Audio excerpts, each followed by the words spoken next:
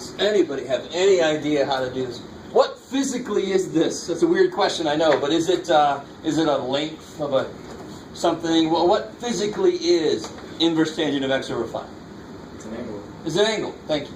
Right? So that's what I meant by the question. So, I have no idea what you mean by the question, but yeah, this is an angle, right? The input of a trig is an angle, so the output of an inverse trig is an angle. So this is really saying the sine of the angle whose tangent is x over 5. So that's what their question really is. Can you draw the triangle that's true for? A representative triangle. It doesn't mean that a triangle exists for that. Because sometimes, depending on what I put in here, a triangle could not exist for that. But I don't care. You can still draw a representative triangle. Right? You don't care that there's negative side lengths. You don't care. What would represent this? What would have to be true for the tangent of the angle to be x over 5? Where would the x have to be? 12, 5, 13.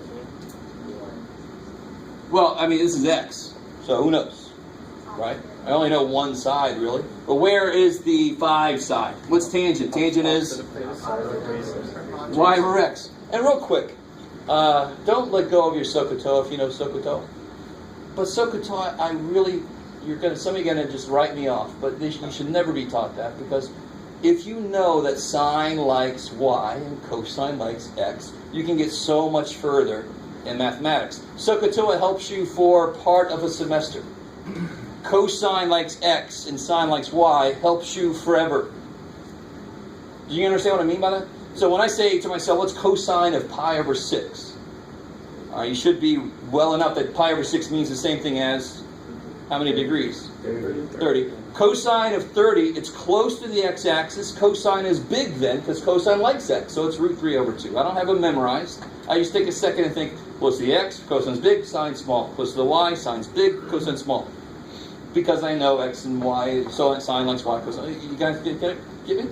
SOHCAHTOA, it jokes about the camp and shit. I mean, that's all I could ever think of when I heard SOHCAHTOA. Camp SOHCAHTOA? I hate it here. Let me come back home, Mom and Dad. So tangent is y over x. The y side, so unfortunately x because they're too bad for us, and the x side, right? So that would be tangent is x over 5. So then, to figure out what the sine of that is, I have to know what the hypotenuse is. And what would that be in this case? X over 5. X squared minus, or plus 5. Plus 5 squared, so x squared plus 25, right? Is that cool? So then what's the sine?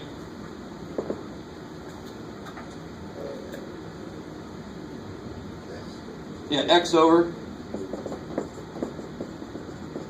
You could rationalize that, but who cares? You guys kind of with me? Does that ring a bell for anybody? You should have done some of that in your pre-calc. You really, really, really should have. So that's gonna come up quite a bit in chapter 7. There's a few sections that are dealing with trig. Yeah. So should we read like section 7.1 before Thursday, or 7.1 and 7.2? So I want to show this to you. Let me see if I can. If you do WebAssign and you want to go back to like section 5.5 to look at your U-sub or something, you can't do that because I don't have that homework up there. For example, you have the ebook to look at. But you also, when you sign in, you have what's known as a study plan at the bottom of the page. You can click on one of the chapters and it gives you practice quizzes and tutorials from those sections. It's kind of nice. But you also have the ebook that you can go back and look at those sections, right? So if you've forgotten some derivative stuff, if you've forgotten some U-sub stuff, you should desperately go back and review that, right? It's not a bad idea ever to read ahead. What the hell? But you don't have to. We're not going to get into anything new today, to be honest. Unfortunately for me, I want to get into it, but I want to make sure everybody's on the same page. Yeah. For arctangent, would it just be 1 over tangent? Sorry?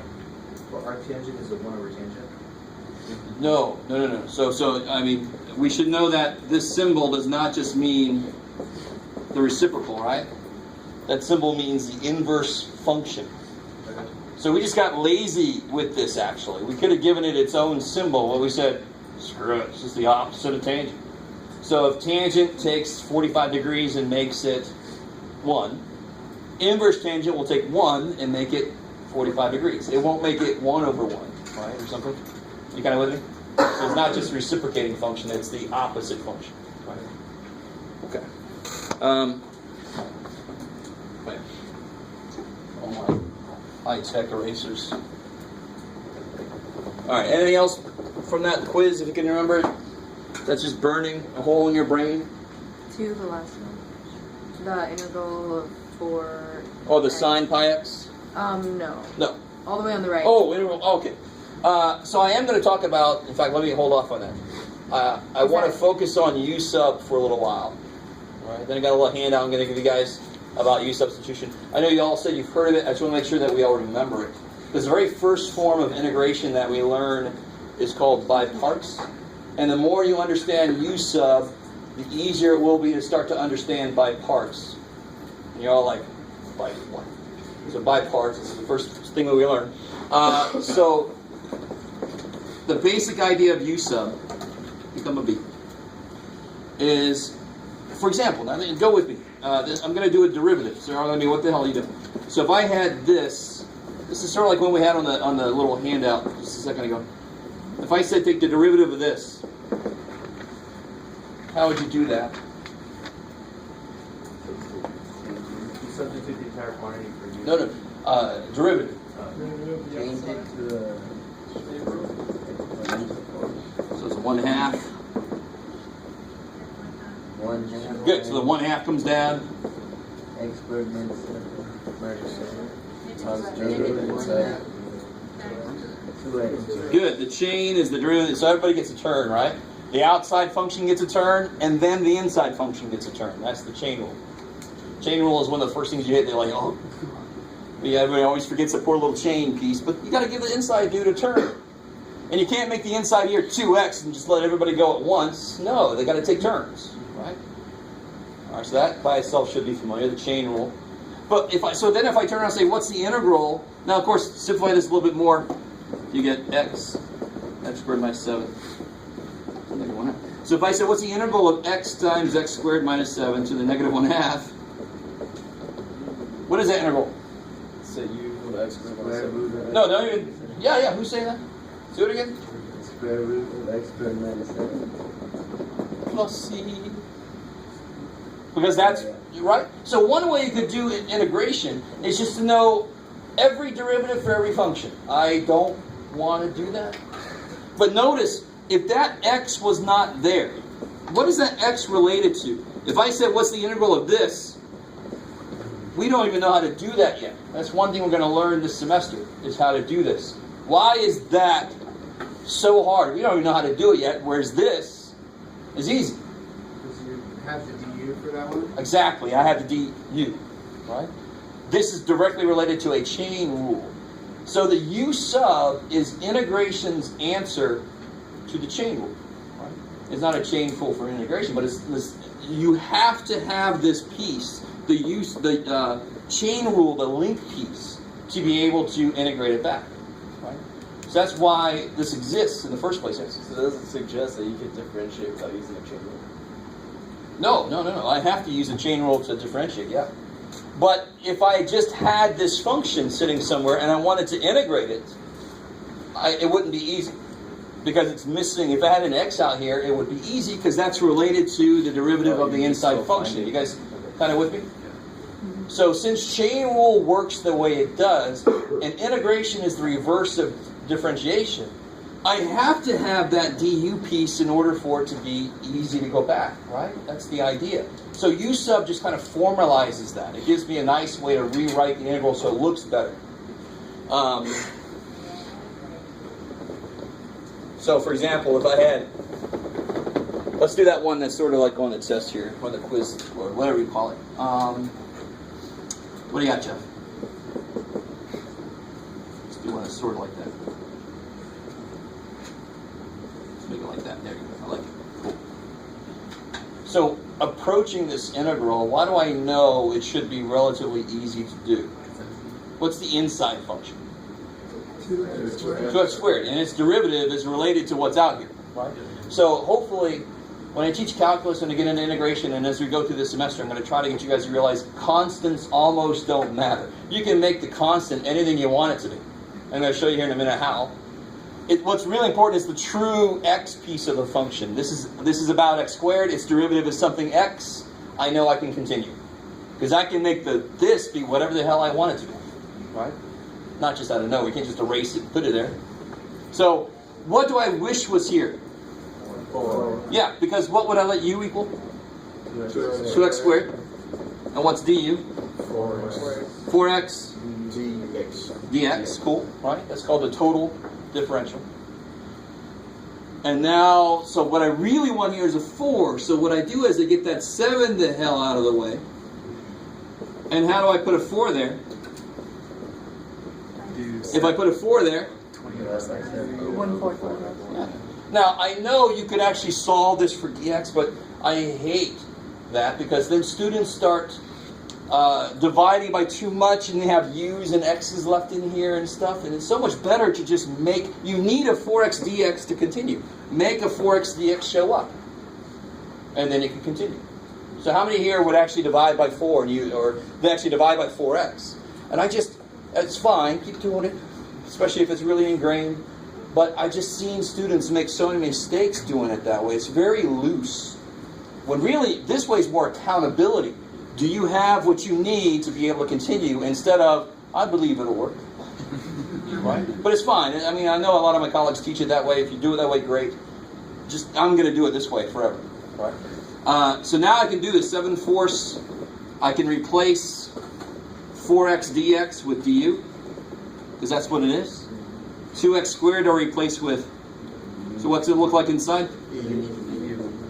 Beautiful. And what's the integral of e to the u? Kick ass.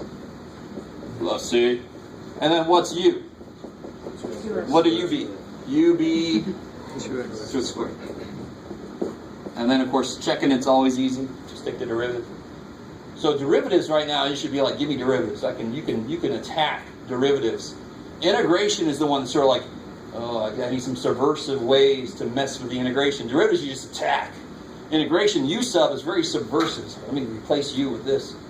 It's got to be a little more complicated because it's undoing some other operation. It's always harder to do that.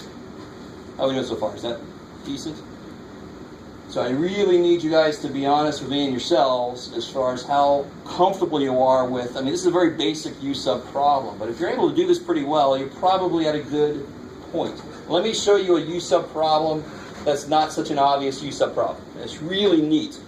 Because one trouble people have with courses like this is you don't know yet what you're allowed to do, how much flexibility there really is. So until you see it happen, you're like, I didn't know I could do that. So let me show you this, and let me see how many of you guys have ever seen this before. You guys got this here? Mm-hmm. Okay. And by the way, if you guys ever see that, take a break, like turn off, let me know. He'll take a union break every now and again.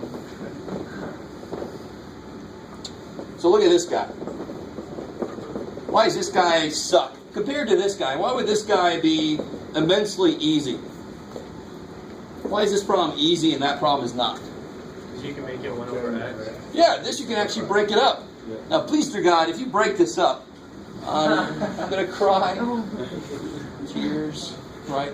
Don't make that kind of mistake. That's a Math 90, Math 103 mistake. It ain't belong in 280.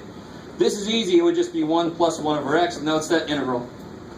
X plus x. Yes, easy. That, not so easy, right? In fact, do you have any idea how you would do that? Partial fractions. Partial fractions. If you did partial fractions, what's the first step in partial fractions? Use a common denominator. The greatest common factor. Factor the bottom. Can you factor the bottom? No. So actually, you could use long division. Do you guys see that? Yeah. But let me show you something. Let me just show you the flexibility of u sub.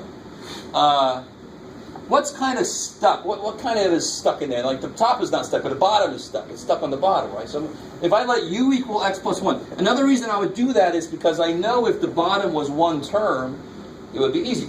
So let me let the bottom equal u, one term. You kind of with me? And some of you guys are like, okay, where are you going now, math boy? Because then what's du?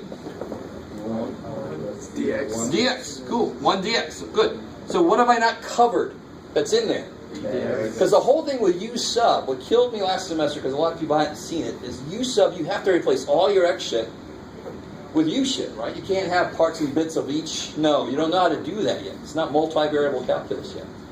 But the nice thing is, if u equals x plus 1, x equals U minus 1. kick ass. So some of you guys might have seen this before. So if I let x is u minus 1, x plus 1 is u, and dx is du.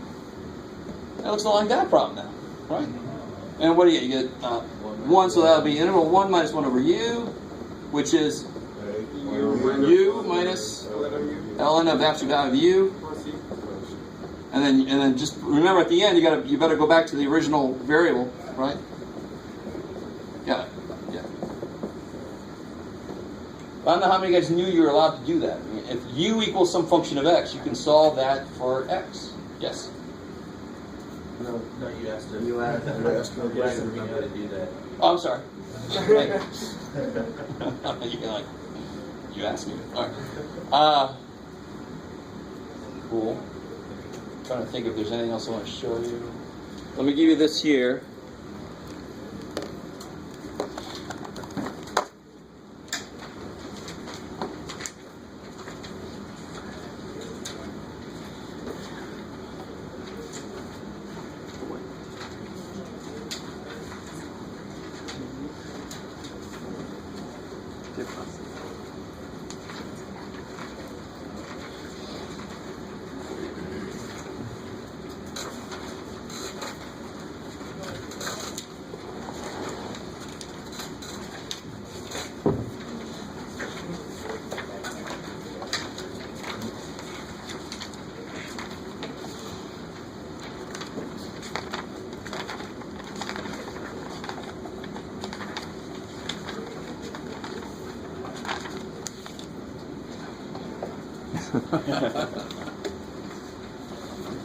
All right, so I'll tell you what.